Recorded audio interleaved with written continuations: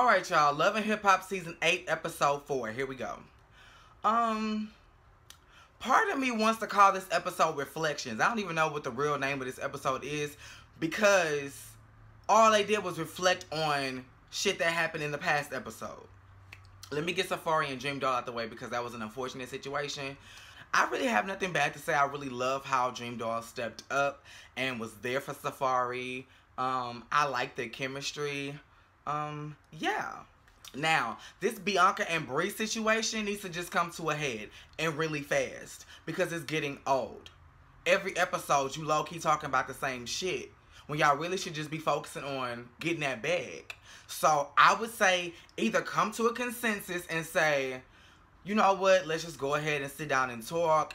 Even if we decide at the end of the conversation we don't want to be friends, whatever, let's just have a conversation. Or, no, fuck that bitch, I don't want to see her no more, she dead to me. And y'all go y'all separate ways. Because it seems to me like y'all trying to make a storyline out of each other. And no ma'am, no spam, no turkey, and bitch, we all are a ham, so can't help you. Mariah Lynn. Girl, what?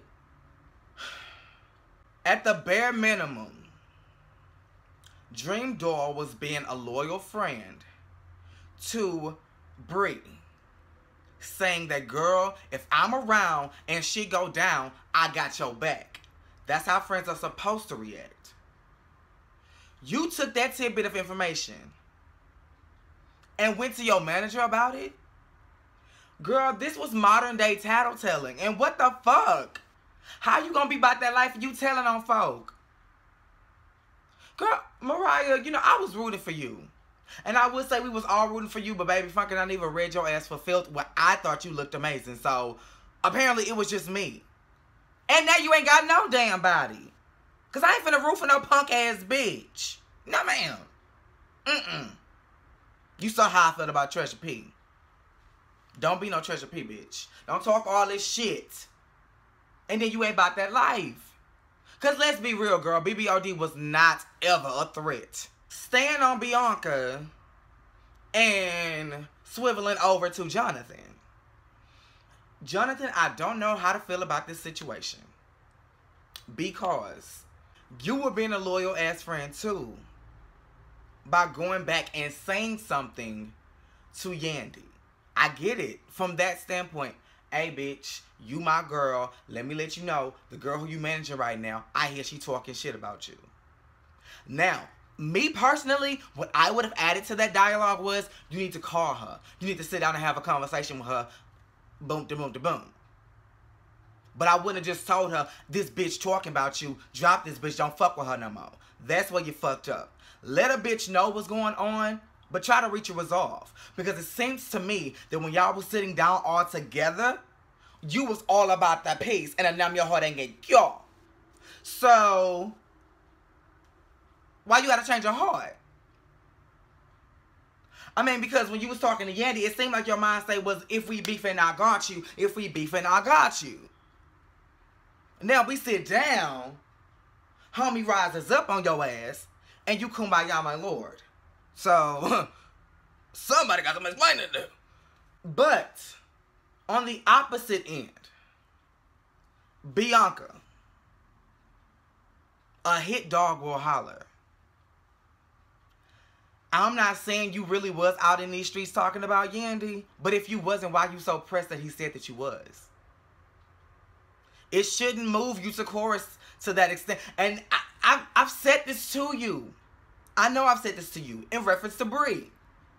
Why are you letting shit that really ain't a factor in your life move you this much? No shade to nobody at all. But the primary focus should be getting your music heard outside of your district, your arena, your geographic scope. Because people outside of New York ain't listening. Because we can't hear you. They ain't playing your shit here in Houston. And sorry, boo, I ain't fancy, so I do not have Sirius XM. So if you on one of those, if you on the heat or something, if you on whatever, I ain't hearing you, boo. And these blogs ain't posting you. That should be your focus. Not chunking shoes. Little Mo and Carl. Little Mo, I honestly feel like you can't win for losing when it comes to love. Now, your success has been up and down when it comes to the music. But in love, it just never seemed to work out. You have beautiful kids. That of which I feel is your gold mine. If you had a show by yourself with just you and your family, I feel like y'all will be popping. And I feel like you should shimmy on down to a good old nasty TLC. A HGN. Do they do reality shows? Maybe a OWN. No, baby, you too ratchet for OWN. Yeah, a TLC would be sweet for you. A WeTV would be cute for you. Baby, Love and Hip Hop wasn't it. I mean, you doing what you gotta do to stay on the show, and your storyline is entertaining, but damn, like, not again, Little Mo. Not again. Your last dude, the music director, the MD that was a part of R&B Divas, he was fucking around on your ass. But yeah, this your third marriage, and even that's on the rocks. I can tell that y'all still together because I've been peeping your Instagram, but, girl, anything for a check, I guess. If I was y'all, I would take a look at Rashida and Kirk. They may still be cordial, but they've been going through it since they tried to fake sabotage their damn marriage, and now look what happened. It's really a fucking mess. I don't know. I just don't know.